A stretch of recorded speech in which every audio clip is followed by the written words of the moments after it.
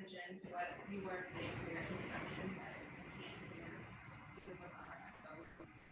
Good evening. My name is Ruth Ann Butler. I'm the Media Events Coordinator for the Never Again Coalition. And on behalf of Never Again and all our partners, I'm so happy to welcome you to tonight's discussion around the film Sema. Our partners include Portland State University's Holocaust and Genocide Studies Project, Amnesty International USA Group 48, World Oregon, and the Oregon Jewish Museum and Center for Holocaust Education. And again, we'd like to thank the Oregon Jewish Museum and Amber Curson for providing our tech platform and logistic support for tonight. We have several additional partners specific to the Sema screening that I'd like to go ahead and thank. They include the Panzi Foundation, Panzi Hospital, the Dr. Denis Mukwege Foundation, Panzi Foundation USA, Action Kivu, Every Woman Treaty, Alliance for Peacebuilding, and Enough Project. This is the third in a three-part series. Don't worry if you've missed either of our previous films or the discussions. They all have been recorded and they'll remain available on our website, which is neveragaincoalition.org/risingup. Our third and final conversation of this series takes as its starting point the very, very moving and powerful film Sema, which we are presenting tonight courtesy of the National Movement of Survivors of Sexual Violence in the Democratic Republic of Congo. We're so grateful to be part of this. I spoke a bit at the beginning of the series about how we chose these films and how important it was that each one grows out of a personal lived experience and an artist or a performer expressing that experience and sharing it. Like for Sema and I'm Rohingya, Sema takes a very unique approach to its story, and it does it in a way that is both completely grounded in its own context and also speaks to very broad global realities. And like our other two films, Sema is also very clear about calling not only for an end to violence, but for justice. I'd like to share a brief quote from Tatiana Mukwege, who is the national coordinator of the survivors movement of DRC and was the production secretary for Sema. And I think this really encapsulates the vision of the film. Armed conflict, which brings genocide and the use of rape as a weapon of war, must stop. It is our dearest wish, and today it is our fiercest fight. So that our children live in a better Congo, a Congo without rape, a Congo in peace. So that these rapists can no longer act with impunity and without justice doing its job. So that all the victims of these atrocities can obtain reparations. We unite as the National Movement of Survivors of the DRC, and we encourage all of our sisters and brothers to stand with us. This powerful invitation from Tatiana also reminds me how eloquently director Yusuf Seen from the I Am Rohingya film spoke last week about how the reality that once we witness a story of atrocity or genocide, we become responsible to respond. That's why our programming always includes discussions around films that might bring us to challenging subjects, so that we have an opportunity to absorb and contextualize what we've seen and allow us to reflect on how these stories might move us personally to act in supporting both peace and justice. We're extremely, extremely honored to be allowed to participate in this work with the film Sema. And we're also so privileged to have with us tonight the director of production for the film, Maud-Salomé Ekila. She is a Congolese documentarian, journalist, and a Pan-Africanist militant. Most of her documentary work focuses on the history of Africa and people of African descent. She is an activist fighting impunity and marginalization of Africans around the world. Maud is a communication officer for the National Movement of Survivors of Sexual Violence in the DRC, has been working with Dr. Denis Mukwege since 2012, and in 2018 also joined the team of the Dr. Denis Mukwege Foundation. Joining Maud tonight in conversation, we're also so pleased to welcome Johana Amani. Johana was born and raised in the Democratic Republic of Congo until the age of 10. From then on, her family lived as refugees in Nairobi, Kenya, until they were granted asylum in the US in 2016. Johana is currently majoring in international development at the University of Oregon. And welcoming Maud and Johana into conversation will be our moderator, Aerlyn Pfeil. Aerlyn is a local to Portland midwife and sexual violence specialist. She's worked around the world in many different contexts with Doctors Without Borders, or MSF, including South Sudan, Haiti, Senegal, the Somali region of Ethiopia, Papua New Guinea, and led MSF's first ever emergency response to sexual violence in Bangladesh in 2017 during the Rohingya refugee crisis. Thank you all so much for being with us tonight, and Aerlyn, I'll let you take it from here.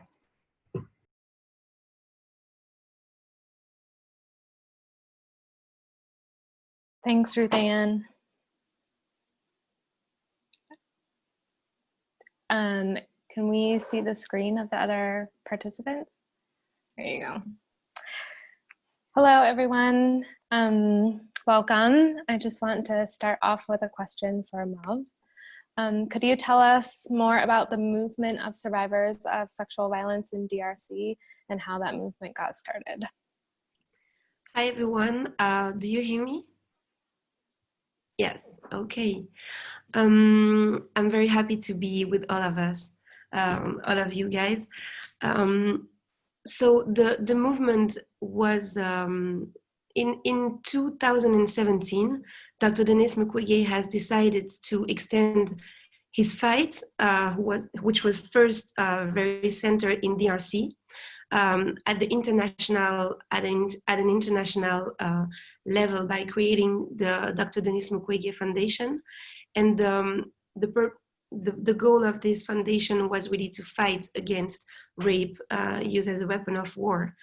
And so survivor activists from all over the world, from Kosovo, Guinea, Mali, Colombia, Bangladesh, and of course other countries, but also DRC, was put together. They meet together, and they have created in their own countries, if it wasn't already the case, like group of movements to fight against rape as a weapon of war. And there is some country where this kind of national movement already existed, like Guinea, but it wasn't the case in DRC.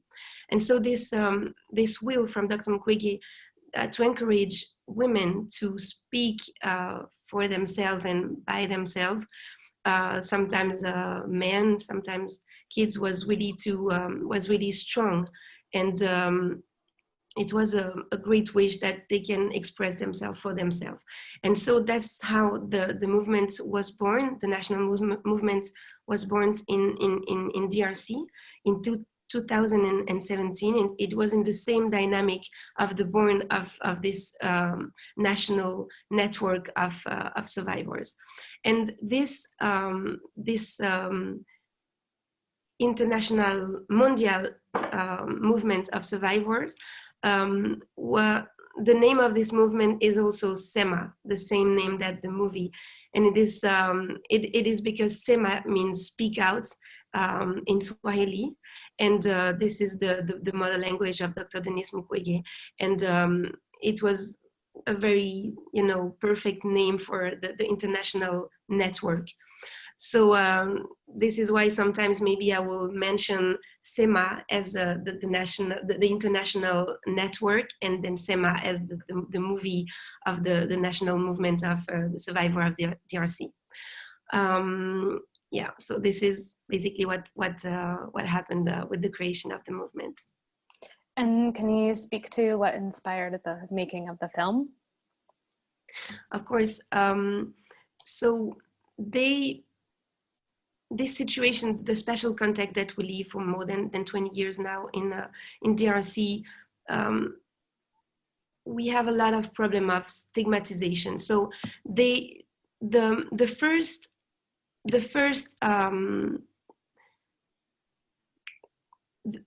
goal was really to be focused on the national audience, on the national audience. When it was not to go all over the world with the movie festival, but really to be focused on what's happening in the country and touch directly the people inside the country.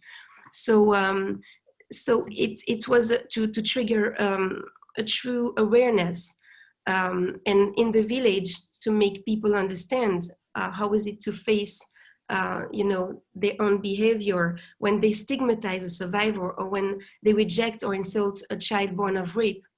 So when we did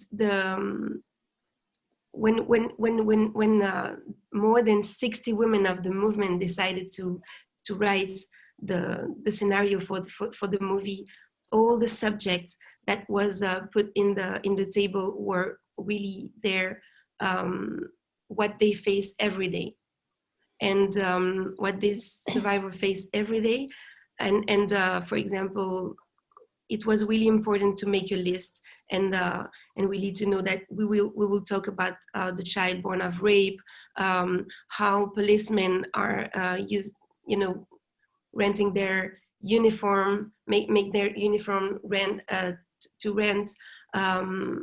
because they need more money. They are not enough paid, and so it makes that situation happen, like you can see in the movie.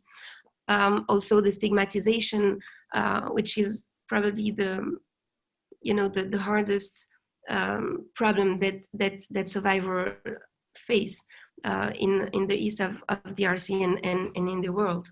So also there is a lot of different subject that was really important for them to put in the movie, and to explain to their community what's happening inside them and what they have to face every day as a survivor. Yeah, thank you. I think just as we get into this, that it would be good to have a bit of a disclosure. I'm sure that most of the people who are joining us this evening have already watched the film. But as you may have already heard, unless you're just joining us now, we are talking about sensitive topics. So just making sure that whoever is listening and joining us for the Q&A, make that you are also taking care of yourselves. And if this topic becomes overwhelming to anyone, feel free to do some self-care and take a little break. Join us later if that feels okay for you. Johana, I wonder if you could just share with us about your background and what prompted you to participate in this panel, and why you also feel that this film is important, or this topic is important. Yeah, sure. Hi, everyone. Like I was introduced, my name is Johana Amani. I live in Portland, Oregon. I was born and raised in Congo, DRC. We lived in Congo, DRC, my family. In 2010, when I was 10 years old, we had to move. We had to go find a new place. So we went to Nairobi, Kenya, where we lived for 6 years as refugees. And so in Congo, I was born and raised. I spoke French, and moving to Kenya, I had to adapt learning Swahili and also speaking English when we went to school. And so we lived in Kenya for 6 years, and that's where I learned English. And we came to the United States once we got asylum in 2016. And I'm currently a student at the University of Oregon studying international development. And and my main goal after finishing school is I want to go back and work in my home country, Congo, DRC. But one problem I face is that because there's so many problems, and I think from the movie Sema, you can see that there is a lot of things happening within the community. So there is education, there is infrastructure, there is who's held accountable for what they do. For example, like also with the police officers, what they were doing, with the court also bribing, corruption, and all those things. And so for me, it's been hard as going to college, deciding on a major or picking a specific field that I want to go into, because consciously I know that there's not just one problem that needs a solution. There is several of them.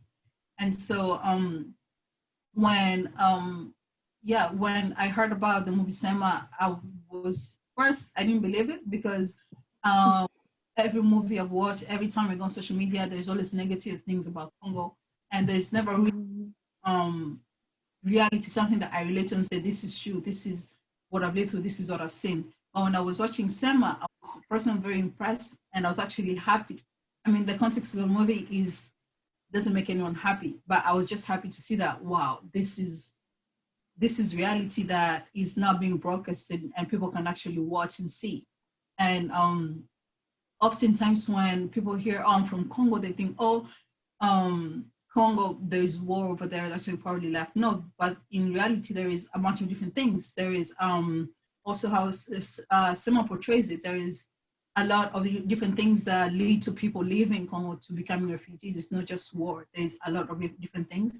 And so when after I watched the movie, I was like, okay, this is amazing. And I want to be able to be part of the discussion that talks more about the movie and also about just in general about the things that go on in Congo that's not just about war. And so, and I think we'll touch on some of those things later in this conversation. So in my experience as a medical practitioner in providing sexual violence care or care for survivors of sexual violence, it's become more and more clear to me how widespread violence towards women and girls and men as well is around the world.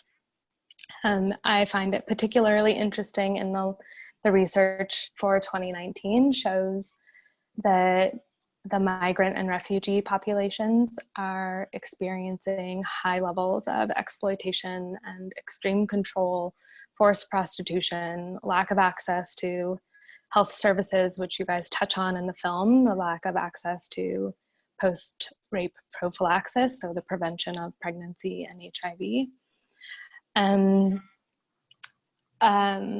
Yeah, and I just wonder if, Maud, you could touch a bit on what that actual situation looks like in DRC and what makes that a unique experience or place in the context of this big global movement of refugees and migrants and the high level of violence that they're experiencing.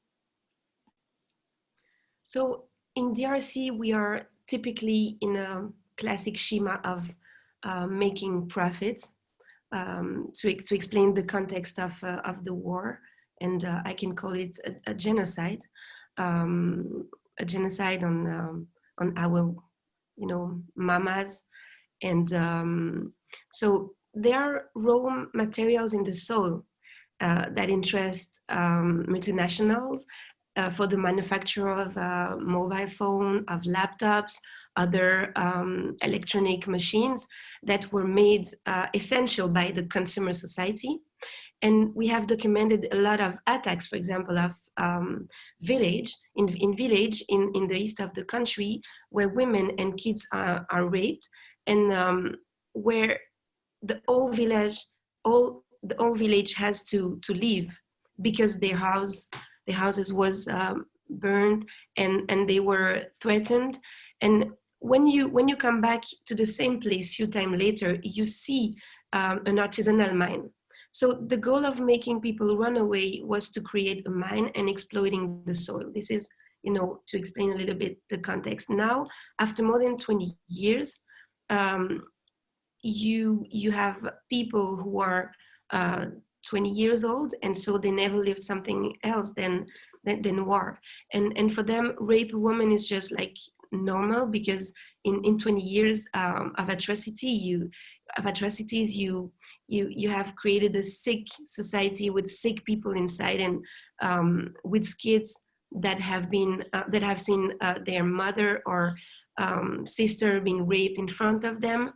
So the origin of the perpetrators were very clear at the beginning. But now you have also Congolese that rape inside the country. You have Rwandese also that say that they are Congolese. You have a brand new narrative that makes the situation very complex to understand. The biggest genocide of history, the transatlantic slave trade of millions of Africans deported to the Americas, and of course the colonization, of the African countries, it was always the same economic perspective to make profits. And the human being has no place in this calculation. I mean, no value, and this is absolutely the case in DRC.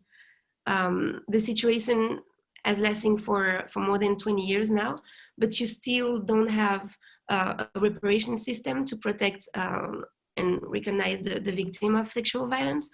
Obtaining justice is very difficult. And when you denounce it, like Dr. Mukwege is doing from day one, you are in danger. Dr. Mukwege is like a prisoner in his own hospital right now. And how can you be in danger in your own country because you say that you can't keep going to do reconstructive surgery to women, and then you have to make, reconstructive surgery to the daughter of this woman and to the daughter of this woman, and then the same woman, and so on. So these, and Maud, the reconstructive surgery that you're talking about is, I'm assuming, is fistula, right, repairs because of yes, because of how traumatic the assaults are. Exactly. So the trauma on the body most of the time is that the perpetrators insert like knives or guns inside the vagina, and it creates, a communication between the rectum and the vagina. And so, and I mean, it can be, of course, worse. You are totally destroyed inside. And so those women, those babies, because we have babies of 4 months old, having, living that kind of situations, of course, you need a very, serious reparation inside your body, and so reconstructive surgery. This is why we are talking about really reconstructive surgery.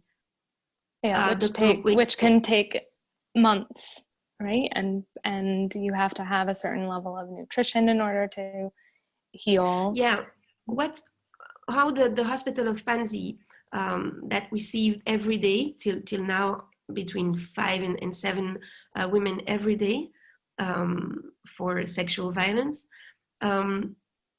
When they arrived, they are first take care by you have 4 pillars. We have 4 pillars of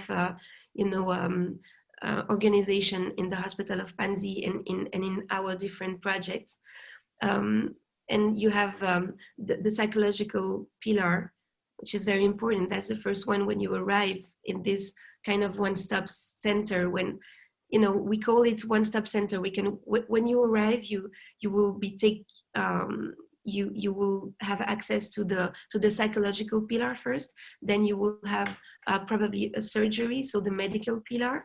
And after that, you will have the opportunity to enter a program to have reinsertion, economical reinsertion training in different in different domain. Then you can restart, a new life after that. And you have also the legal, the juridic pillar, and to obtain justice against your perpetrator. And so this is very complete, and it was really very important to do it like that. Dr. Mukwege has decided to create the model of Panzi because it was not possible to just imagine that you can have a medical assistance and then it's finished. It's not finished after that. You have to take care of your brain, of your mental health, and and the legal pillar was really the last step.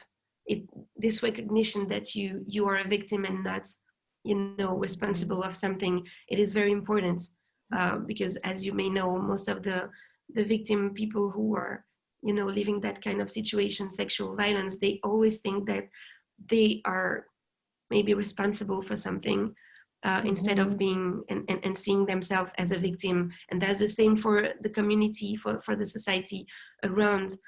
People, they always have the intention to point the survivors.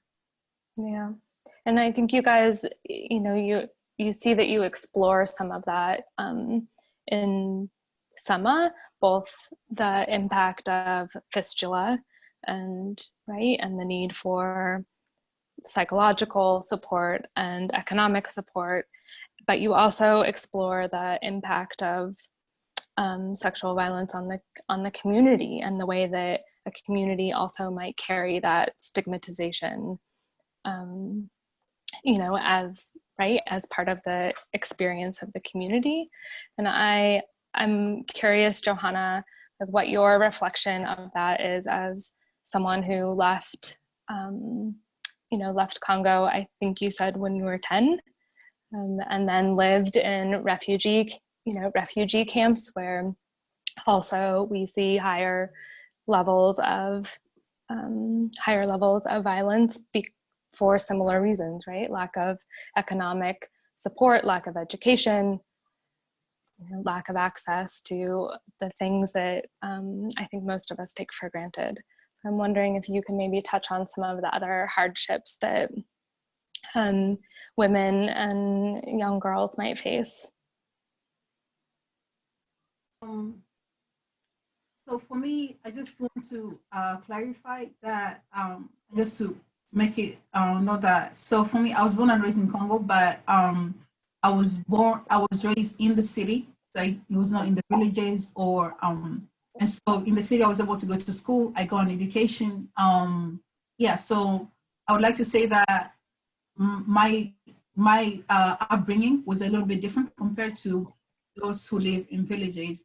But also at the same time, it was still in Congo. And so there was still the same form of problems and similar type of oppression that would happen. So I was the oldest of all my siblings. And yes, I went to good schools and I learned French. Like I was being taken care of at home, but at the same time, I was being sexually assaulted by my uncle, who we live in the same house. And so there was a problem with that, because there was the fear that who do I tell? Because first of all, I live in a house where the man has the final say. And so if I say something, it will be denied or go under the carpet. And at the same time, there's a lot of pressure too of like preserving the family image. And so we don't have bring. So for me growing up, I had to, I had to endure the things that I would go through inside the house. But when I would go outside, I would have to act as if everything is normal. And I remember growing up, I had this neighbor who, like for me, I would go to school and everything, but for her parents could not afford to take her to school. And so she'd always stay home and everything. And so when I think about it, is that social classes were different, but in terms of both of us being young girls in Congo was really problematic, because there was so much that was happening in our surroundings. Now, when I was in Congo, I was under the age of 10, and so I didn't really understand a lot. When I moved to Nairobi, Kenya, that's when I was able to tell my mom about my uncle. That's when we went, I got tested if I had any form of STDs and all that. And lucky for me, I didn't contract anything. But living in Kenya as a refugee without knowing the language, without knowing anyone, just me, my sister, and my mom, it was, I don't want to say it was terrible, but it was a different experience, because you're coming from a different country with all these traumas, and you're not being accepted there because you don't have the legal documents to stay there. You don't know how to speak the language. You can't defend yourself. You can speak up for yourself. And also, it's how do you make everything seem normal again after moving from a country where your voice is shut down to a country where, yeah, maybe you could speak a little bit, but who knows what will happen. And so having moved from Congo to Kenya, I always tell people, I always see a big difference. Yes, they're both in Africa, but the difference from Central to East is very different because in the opportunities I got in Kenya were, I want to say there were more, there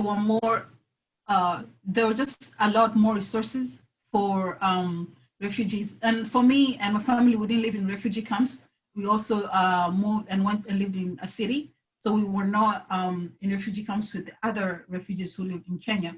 And so our experience was a little bit different, but we still lived with the fear of, what if people from Congo find us here? Are we being targeted? There was a lot of insecurities.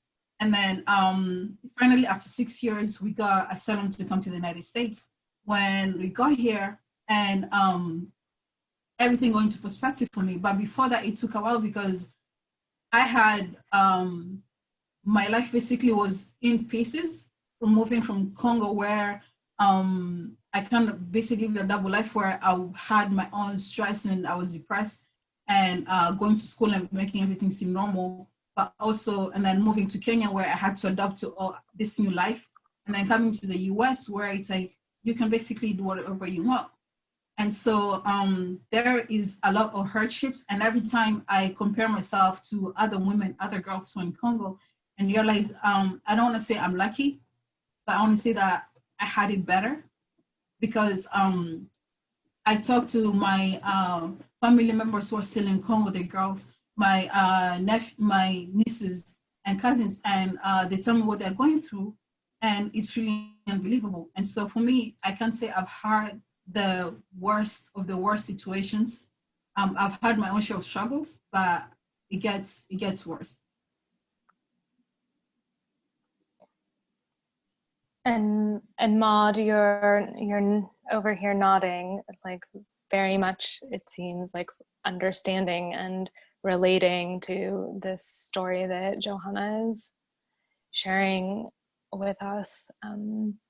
And I guess for me, it makes me think about how important sharing our stories as survivors is, having both your experience witnessed, but also having the opportunity to express what happened in your own time and in your own words. And I think it would just be interesting if you could speak to that part of the importance of Sema, and how, even here tonight, it's opening up this dialogue about storytelling, right? And even when those stories are challenging and traumatic, and may take a long time for us to really heal from. Yeah, it's first, this movie was supposed to be a documentary, but the idea of making a fictional movie, it was very important that the movements can do it like that, because when you are making a documentary, you cannot show some part of the story, and so people cannot really understand what you go through. And the fact that it's a fictional movie, it was possible then to recreate, for example, the rape scene, and it was really a therapy for the survivors of the movement to make this movie, to make this shooting. It was very emotional. When I'm thinking about all the making of part of the movie, it was so emotional at every level, but in the same time, it was really important. I was very surprised when all the survivors have decided to to play in the movie as actors, because it means that they will have to replay what they have experienced. And it was, I mean, I was afraid sometimes to how it can happen. So we had a psychologist on the shooting, but the fact that after all you have a movie that explains really what they have experienced, it is really strong. When they show now the movie in the communities or in the city, or but in their community, it is very powerful. I remember this scene. For those who have seen the movie, this is one of the most emotional scene. But this is when Matumani burst out of anger and talk about how it is unfair to treat his son by this way. And when we say cut, because we have used all the person of the village when we were, it was a real village. And of course there was some men playing figuration. And after this scene, when we say cut, it was actually a one-shot scene. And we were all in tears, but also men, because it was the first time they had to face, the story, but with the words of the survivor. It was another perspective for them. And most of the time women are very silent. I was, because what you have to understand is that I am from the capital, and in the capital of the country, because DRC is a really big country, I am from a province where it is really, women are the chief of the family. And this is a different culture that you can find in the east of the country, where you have all these atrocities. I mean, we have also atrocities in the rest of the countries, but this is what the east of the country is experiencing for more than 20 years now. Is absolutely incredible. And what I would like to say is that for me, it was, when I arrived in the east of the country, it was absolutely, I mean, I was so surprised to see how much women were, I mean, it's a patriarchal, system, and the machismo of the men is absolutely incredible. And and especially as a Pan-Africanist, I don't like to share that that face of my country or of the continents, especially when I speak to other countries in the world. But in this case, with the east of the country, in the village, but also in the cities, the machismo is so, I mean, so big that we cannot, just leave it like that and try to, make people understand more. It is totally different. And so the movie, making the movie like that, it helps, I think, all the survivors that was involved, all the survivors from the movement that was involved on the making of, on the realization of this movie. It helps a lot. Some decided to speak out just after, because you have also survivors inside the movement that for whom it's very hard to speak out till now. And I think that it maybe helps to go on this way, the way of breaking silence.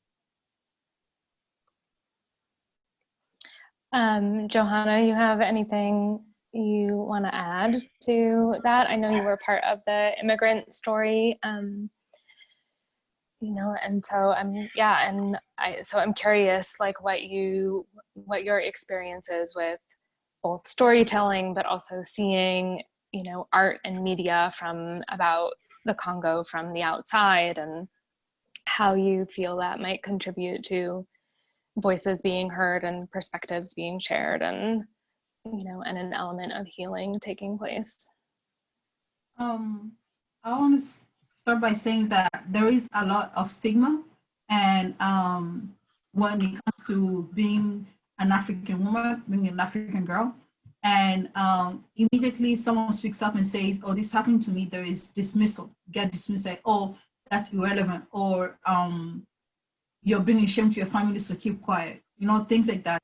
And mostly, and for me, I never even knew what storytelling was. I thought that something happens to you, you know, you keep it to yourself because shame yourself or your family, you don't want to look bad in the community. And then coming to the United States, I guess in my own ways, I started dealing with my traumas and the things I had gone through. And so being part of the immigrant story allowed me to really tell and express my story the way I wanted it to be. You know, there is no, oh, you have to stay this way so that people accept you. You have to behave this way so people talk to you better. And so I think storytelling is very powerful and important. And oftentimes in media and art, some parts, especially some, for example, the movie Sema, you find it getting criticized and, oh, you're showing too much violence. But no, in fact, it's reality. And the more stories are told about similar experiences, it creates credibility, right? Because when someone dismisses that woman or that girl who she, when there's not just one person, there's multiple people saying the same story, who share the same experiences, it creates like credibility.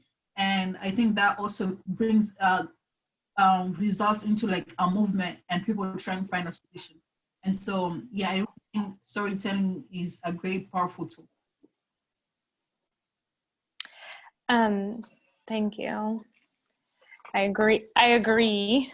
And for me, I guess for me, like watching Sema, some parts of it were really triggering in terms of the stories that I've heard from working in various parts of the world and working in family centers or sexual violence clinics, and how, just how similar some of these experiences of excruciating violence are, and the intense amount of shame and stigma that is also inflicted on survivors. So that part of Sema was really powerful for me to also watch. We have a question from the audience that maybe I'll just direct at you first, Johana, and then give you opportunity to add, Maud. But it says, Sema showed not just incidents of violence against women, but the culture of subjugation of women by husbands and fathers. How much progress can there be to eliminate violence against women in a culture that values them so little? That's a great question. And I want to say that because if something happens in just one household, then that means it can get fixed, or that's just how it is. But when it happens in a whole country for generations, it becomes a problem, because that's not just that's just like culture repeating itself, but at the same time it's affecting the people and affecting generations, and so no one is able to prosper. And so I don't think there is one way to say, oh, no more patriarchy, no more no more oppression to women and all these things. But at the same time, I think that there are tools that could be used to I want to say liberate people in more ways. And that would be, I want to talk about mostly like education, because when especially in the movie Sema, when that lady took the Matumaini and the other lady into like a group and started to tell them about sexual violence and how it happens to many women, and that I think that education on that type of level, knowing that this has been happening, so it's a stigma in our community, but if we come together, this is how we can fix it. And so I think that has to start happening on a local level. And also, and I think it's a culture that people practice, but I want to say that those same people can work to change it. And so it's not just like, oh, we need people to come from outside and help us fix our problem. I think it's the people themselves who have to start working towards fixing it. I would like to add the fact that when we are talking about the culture, it wasn't the case before in the territory of DRC. I mean, that this is colonization that brings that kind of patriarchal, vision of the family. For us, mother, they are the pillar of the society, of the family. And this is why everything is destroyed now in the east of the country in particular, because you have, when you destroy the woman, when you destroy the mother, you destroy everything else around. And of course, you can think that this is, far from the question, but I think that also we need to go back to our, identities, that we were what we were before the colonization, because everything, the religion and this patriarchal system that we have, it was not our way of thinking, and it was not our culture. We are Bantus, and most of DRC, and 80% of Bantus people, especially in DRC, it's very matriarchal. And when I say before, I can feel that very most that in my province, for example, that women are chief of the family. And so I think that the things can change, but maybe we should, go back to what we were before the colonization, and emancipate ourselves from what we live now. We still have a lot of oppression and of this of what we have lived during the colonization, which is probably not finishing in the reality. I understand that, right? That Sema is made from a collective. And so I'm curious, especially just following what you are talking about, Maud, how you think Sema has the power perhaps to change some of this dialogue, but also, perhaps even change the current culture.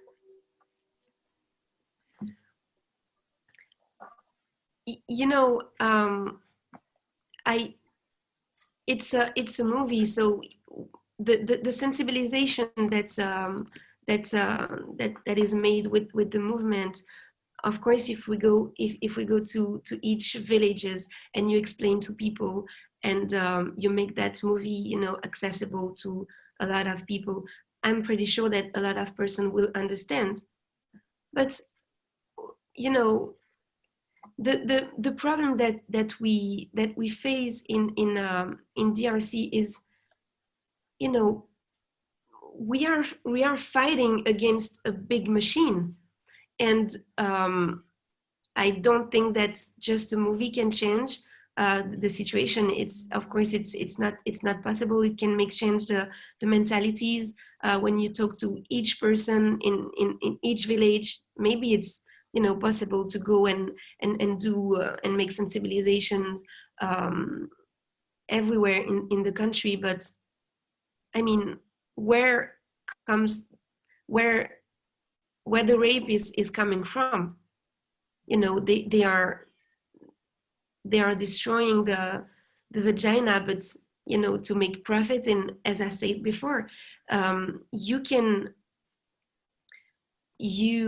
don't think that you can in 45 minutes when we have decided to put the focus really on what the survivors face. And but when you live there, when you are there, you understand that what happened is and what's happening right now is too much for you, too much for just even the Congolese to change it. It's what's happening now in DRC. It's an untold story in the mainstream medias.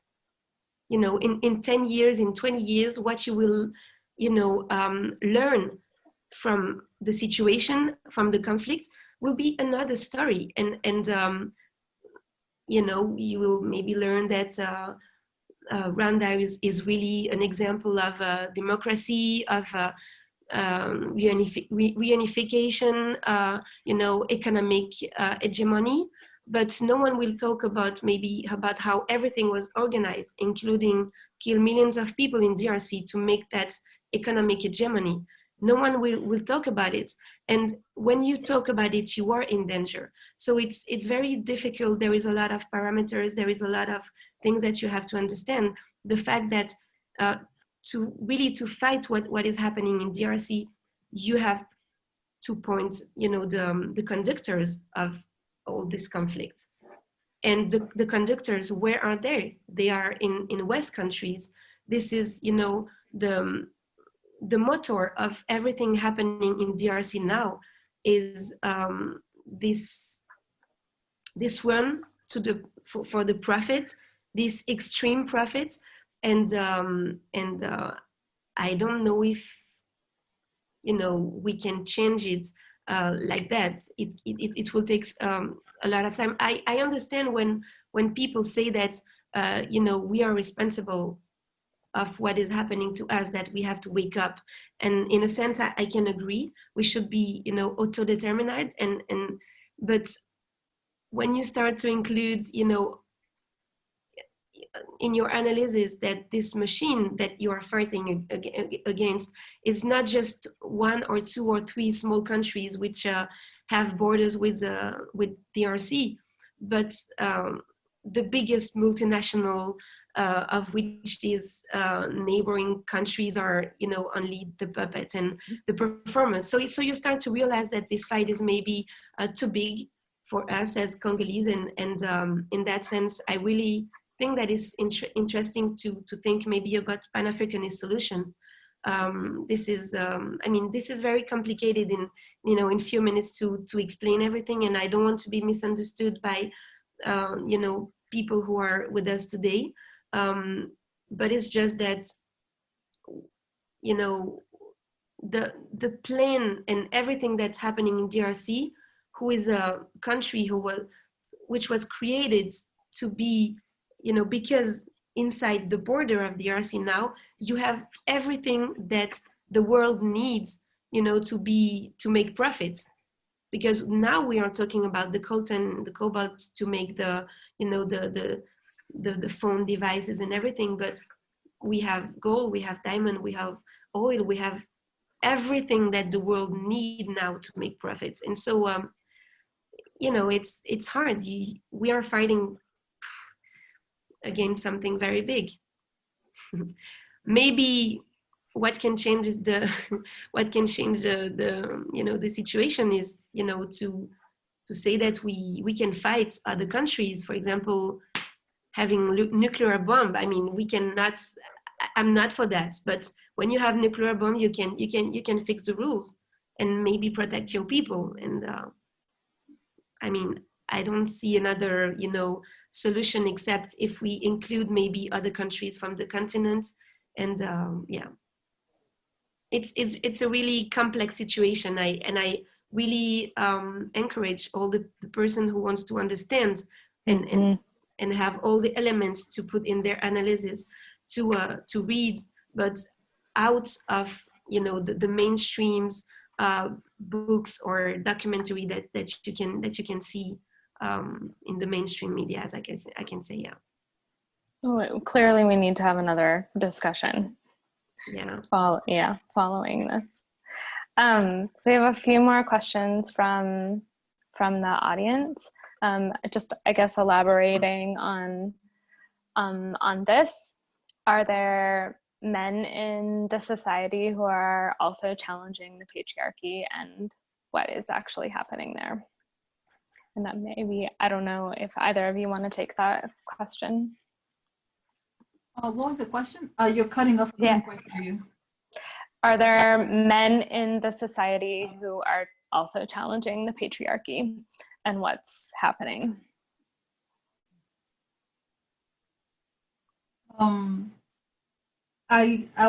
So for me, I could use my mom's family as an example. So my mom is from a family of 12 kids, and they have 4 boys.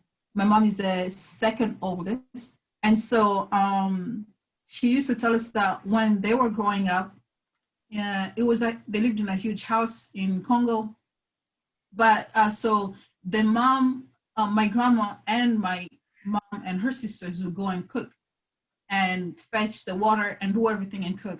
And then cook everything, serve the meal. And then my granddad would go sit in the house with my uncles.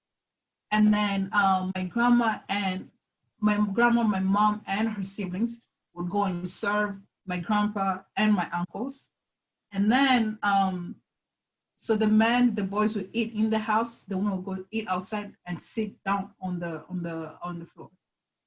And then so the people sitting in the house would be the boys and my granddad, and they will sit on the tables, watch TV, have a good time. They need water, they need soda, they need anything, they would call outside, so for the women to basically do everything.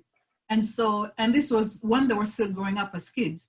And so so today my uncles are not married. They're meaning that they're not successful in life. And so every time I talk to my mom about the situation, is that they grew up with that perspective, saying, as a man, all I can do is all I have to do is just make decisions in the household, and then I don't know, have kids, have a wife that will do everything else for me. And basically I'm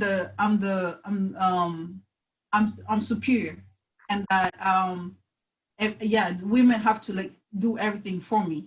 And so I think with that being said, is that from the very first stage, men are born and nurtured into this perfect, like into this toxic masculinity, where it's like, you're the man, this is how you're gonna be. You're the woman, and this is what you're subjected to, right? And it takes a lot for a woman to realize that I can actually do something different and go somewhere else.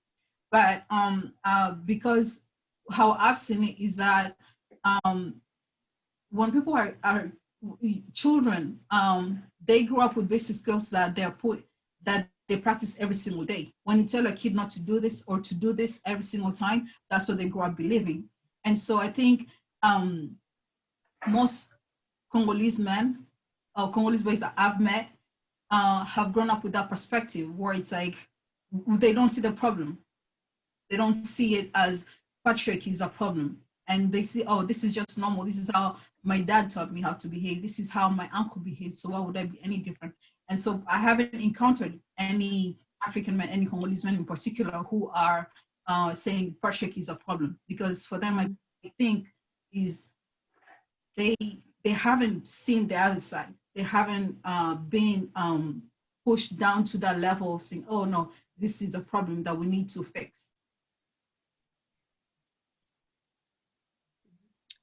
Thank you, Johana.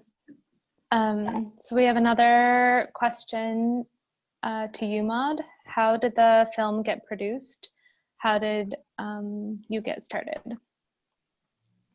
And then how long did it take to get it produced and distributed? All right. So we have made a fundraising with the movement. And we had the chance to work with an amazing director that she has bring her own technical team, and they haven't asked a lot of money. So it was it was great to work with them, because they did an amazing job. But of course, they have also allowed us to make this incredible movie with small amounts.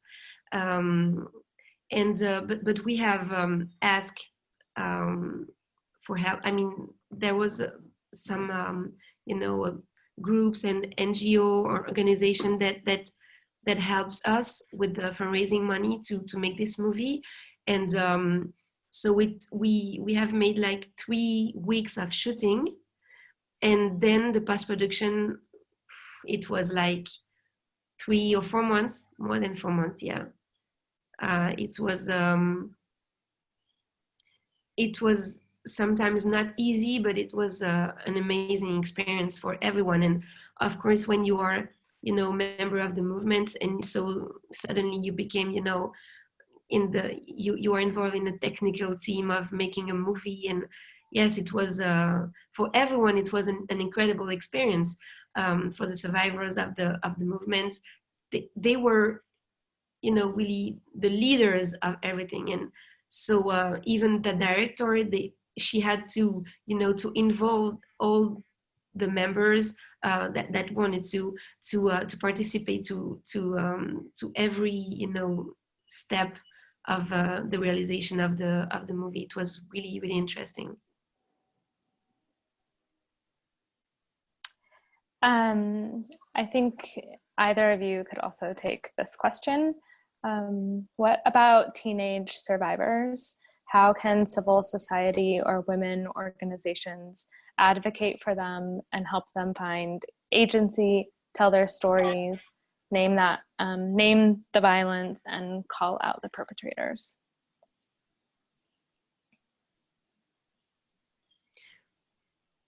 Johana, if you want to start. No, you can go ahead.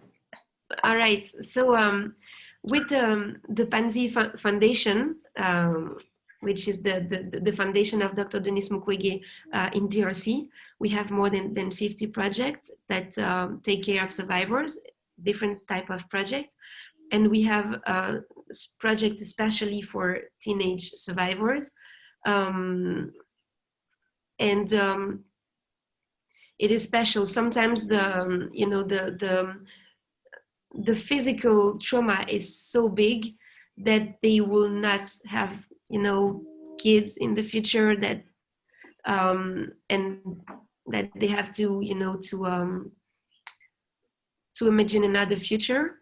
But we have a lot of different, you know, training and psychological therapy that is put in place to help them to you know, to reborn. I can say it like that. We have, for example, this is not only for teenager victims, but we have the musical therapy that works a lot when they can express themselves and you know, and sing and create songs with the lyrics, especially on their what they have experienced, or just a poem with the, you know, metaphoric words.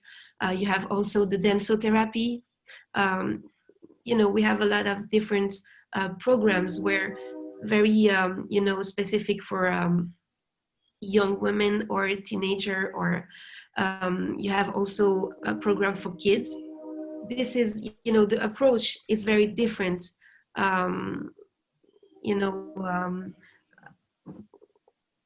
if you are a teenager, of course the approach, the psychological approach will be kind of different if you are a kid, and if you are an adult, and if you are an old person. So we have that kind of we have, for example, the safe house, where teenager with kids born of rape, or they can go there, they can be safe, and they can try to you know, have trainings, learn how to read, how to write for those who cannot do it, or maybe informatic lessons.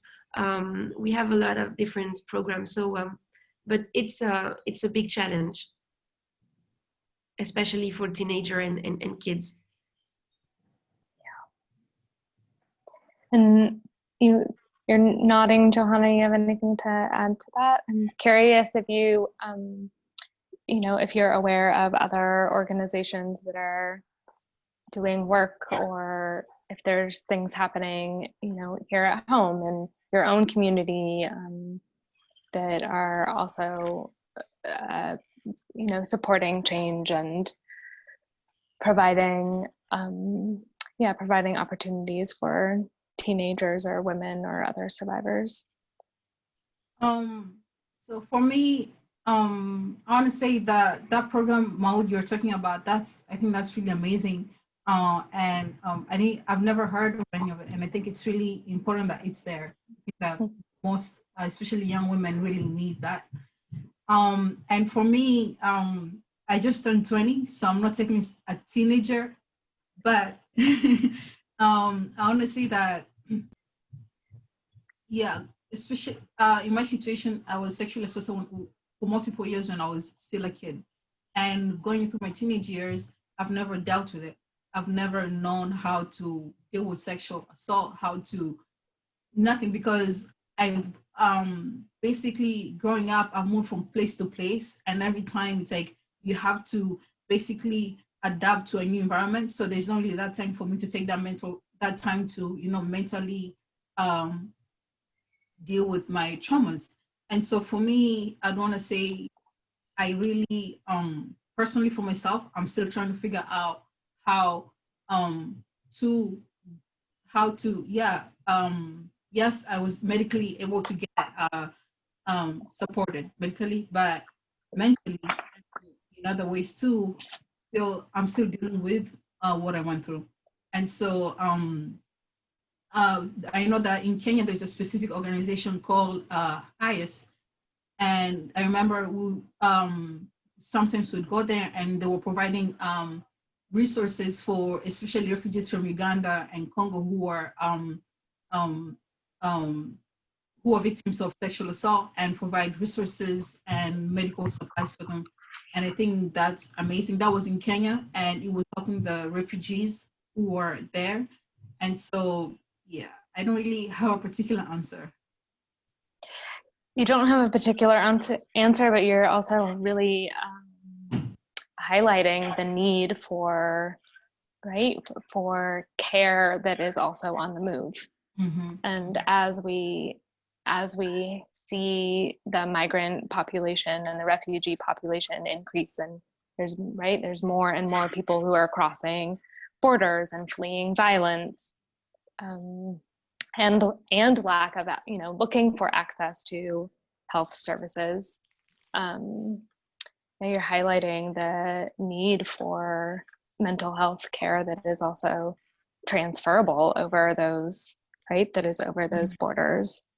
I wonder like how the digital world maybe will be able to help and support something like that. But I think it's challenging enough in a refugee camp, I would imagine, right, to seek out care, to find a health post, to feel safe enough to share your experience. Mm-hmm. And also feel safe enough to be around other men. Yeah, and because like moving to all those places, and mentally I know that it was my own family member who hurt me like this. And so how anyone else around me, when I go to school, when I take the bus, things like that. And so there is a lot of components that go into it. And there is not just one solution. But I think that every effort that people put into like donating or funding organizations in Congo and other countries is really beneficial, because in one way or the other, someone is benefiting from it indirectly.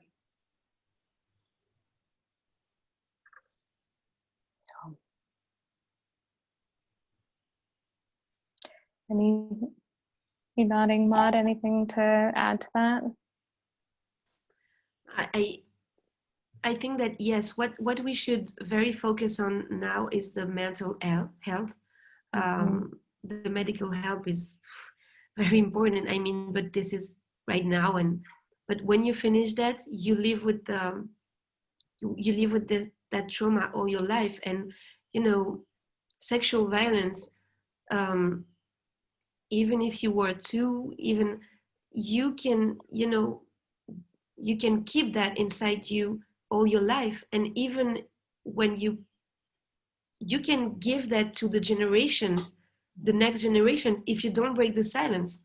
So this is a transgenerational trauma.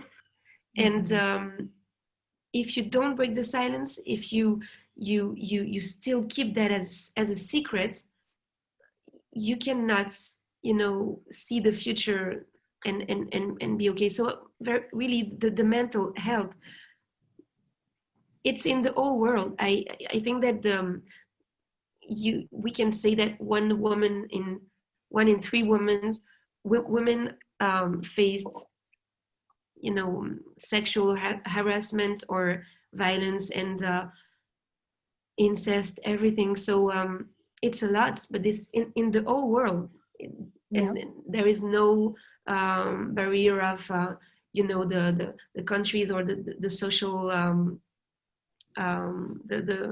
the social, I can say, level, or, and so it's very important to be sure that everyone can have one day access to that, because sometimes they don't even know what happened to them.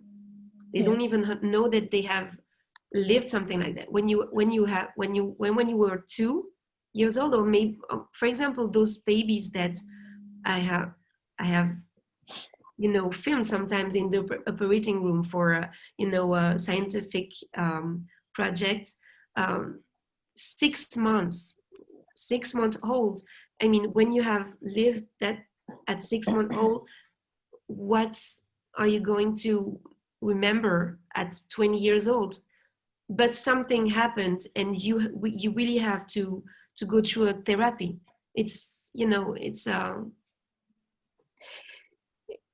yeah, I mean, you know, exactly what you're saying. Sexual violence doesn't have borders, right?